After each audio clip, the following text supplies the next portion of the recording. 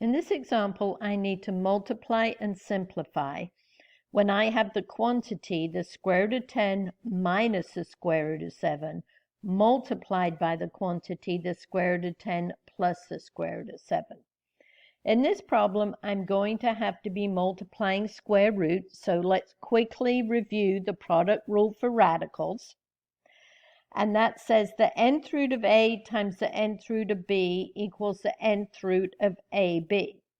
Well, what's the index in my case here that we're too efficient to write? We know the index equals 2. And so if for square roots, I can just write it as the square root of a times the square root of b equals the square root of a times b. Now looking at our problem, we have two binomials multiplied together. What method do we normally use to do that? We use FOIL. F stands for multiplying the first terms. So I have the square root of 10 times the square root of 10. Using this rule down here, it's going to give me the square root of 10 times 10 is 100. O stands for outer terms.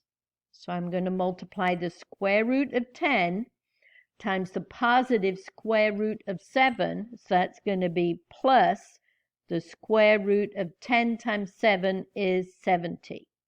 Next, I stands for inner terms. So I have negative the square root of 7 times the square root of 10, which is negative the square root of 7 times 10 is 70. And L stands for last terms. So I have negative the square root of 7 times positive the square root of 7. So I have negative the square root of 7 times 7 is 49. Now we need to simplify. What is the square root of 100? That's 10.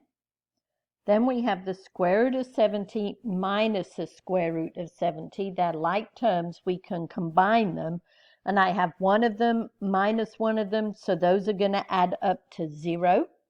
And then finally, we're going to have minus the square root of 49 is 7. So then my answer is 10 minus 7 equals 3.